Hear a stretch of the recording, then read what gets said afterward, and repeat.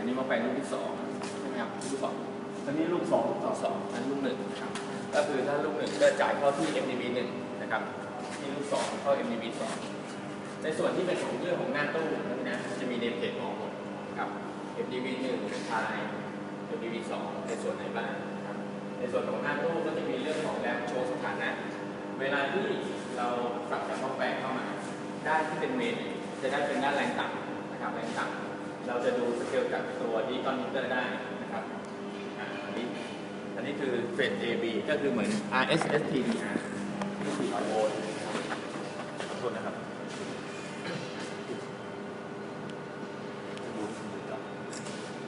มาวางไว้ในปกติในส่วนของตัวดิจิตอลเนี่ยสามารถเลื่อนดูได้นะครับมีค่ามีกระแสที่มีการใช้งานตอนนี้คือโหลดยังไม่ค่อยมีเท่าไหร่ในเรื่องของ power vector นะครับดูได้หมด power vector นะครับซอสต่างๆครับเลื่อนขึ้นเลื่อนลงได้เลยนะครับในส่วนของตัวหน้าตู้จะมีเรื่องของเซตเตอร์นี่คือในหมวดของมันจะมี manual auto ในระบบ coding นะครับกับฟังก์ชันของ auto code ที่เราทำกันเมื่อวานที่เราเทสเมื่อวานนะครับด้านภายในนะอุปกรณ์ภายในมีตัวอะไรบ้างทำงานยังไงบ้างนะครับจะมีลาเบลบอกนะครับบอกหมดว่าตัวนี้คือชื่ออะไรก็จะมีอย่างลาเบลที่8บอก2 FM1 อย่างที่ตัวนี้นะครับมีฟิล3ตัวแรกF1 F2 F3 เป็นตัวควบคุมในส่วนของตัวดิจิตอลมิเตอร์และแรม RST ในกรณีที่ฟิวขาดจะไม่มีผลต่อการทิปของ ACB นะครับคือโชว์แค่เฉพาะชุดที่เป็นหน้าจอในส่วนของตัวดิจิตอลมิเตอร์และแรมเท่านั้นนะครับของ3จะมีลูกฟิวคอนโทรลที่เป็นตัวต่อวงจรอยู่ที่6 แอมป์นะครับนี่คือกรณีที่ฟิวขาดเกิดกรณีที่เกิดอะไรก็แล้วแต่ฟิวขาดก็บอกตัวนี้จะเป็นเรืองแสงจะเป็นสีส้มนะครับแต่ถ้าฟิวขาดในตัวที่ตัวต่อไปก็คือ456ตัวนี้คือหัวใจหลักของทั้ง MDB 1และ MDB 2นะครับคือตัวนี้คือต่อเช่นเดียวกัน Input มาเหมือนกันแต่ Output เนี่ย3ตัวแรกมาโชว์ที่หน้าจอหน้าตัวแต่ตัวที่456เนี่ยผ่านตัว Protection ตัวนี้เรียกว่าตัว Phase Protection นะครับมีหน้าที่ในเรื่องของตรวจจับเรื่องของแรงดันที่เกิดมีปัญหาเกิดฟอลต์ต่างๆนะครับตัวนี้นะครับจะมีในส่วนของสถานะในการปรับเซตตั้งค่านี่นะ1เป็นเรื่องของอันบาลานซ์กรณีที่แรงดันแต่ละเฟสเนี่ยเกิดความไม่บาลานซ์ไม่เท่ากันแต่เราตั้งเปอร์เซ็นต์ไว้สูงหน่อยคือประมาณสักบวกลบ 15% นะครับ2ตัวแม็กแรงดันเราจะเทียบที่400 โวลต์นะครับแม็กเราตั้งไว้ที่บวก 10% นะครับก็คือเหมือนเกิดโอเวอร์โวลเตจก็คือประมาณ440 โวลต์นะครับ3ตัวมินก็คือกรณีที่เกิดฟอลต์ต่างๆสเตตัสตัวนี้จะกระพริบเป็นสีแดงเลยครับถ้าเกิดการเฟลนะครับ3มินตัวนี้คือ under voltage คือเราตั้งไว้ที่-10%ลบ 10% ของ400 โวลต์ก็เหลือประมาณสัก360หมายถึงกรณีที่เกิดover voltage ก็คือ440ทั้ง3เฟส under voltage 360ทั้ง3เฟสนะครับคือมันจะดรอปลงไปอย่างนี้เลยนะครับในส่วนสเปคเนี่ยจะมีเรื่องของ time delay เป็นตัวโหน่งนะครับ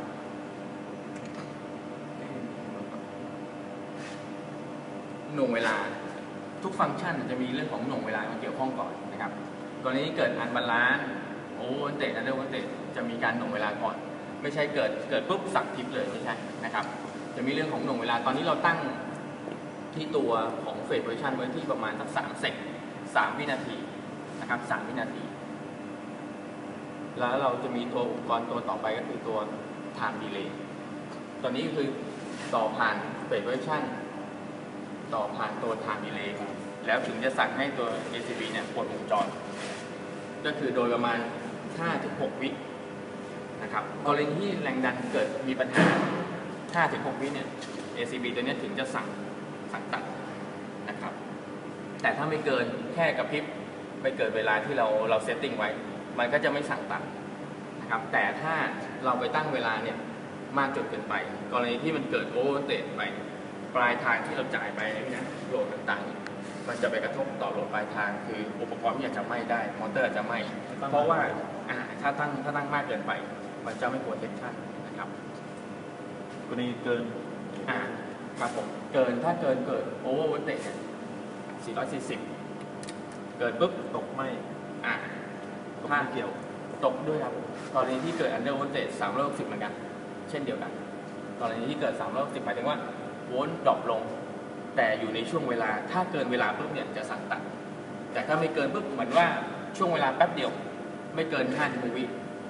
รีเซ็ตตัวเองกลับมาเหมือนเดิมตัวนี้ไม่สั่งผิดก็คือในระบบก็ใช้งานได้ตามปกติตอนนี้ตั้งไว้ที่3 วิ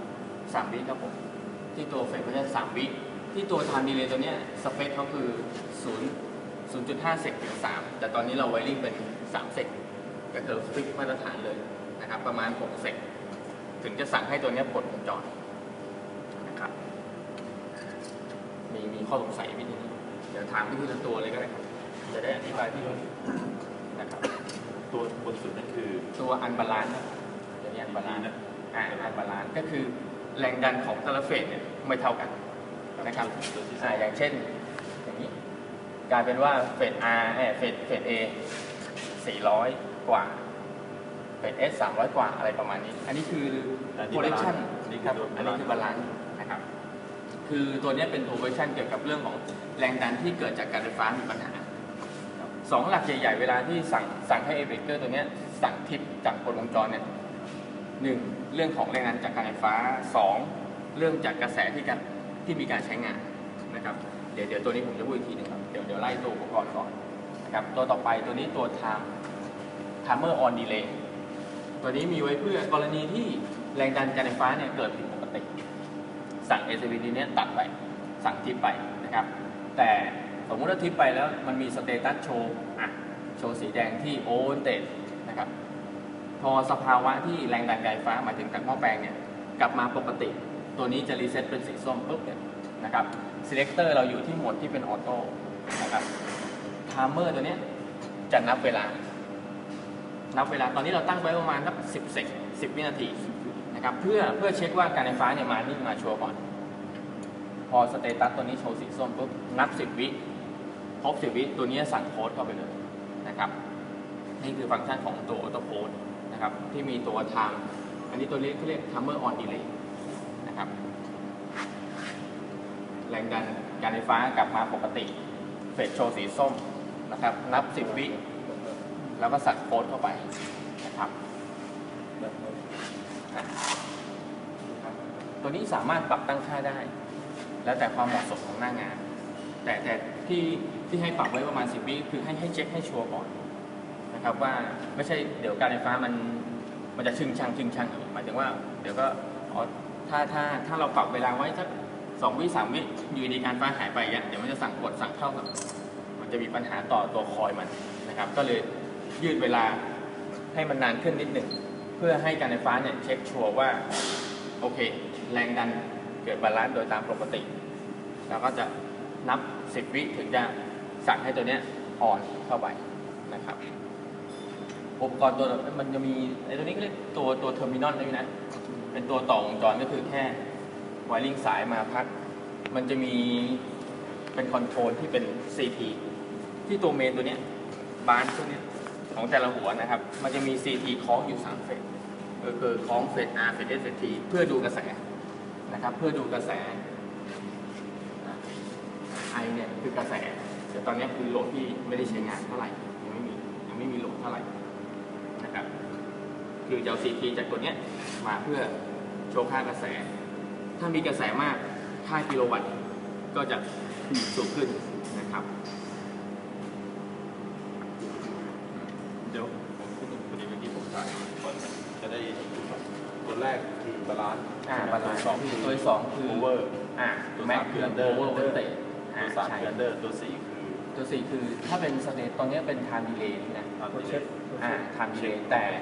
แต่ในส่วนของสเตตัสที่จะเป็น LED ตรงข้างนี้มันโชว์เรื่องของเฟสซีเควนซ์ได้ด้วย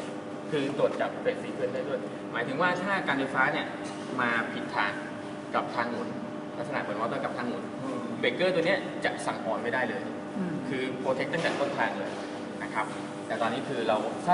ถ้าสภาวะผิดปกติเนี่ย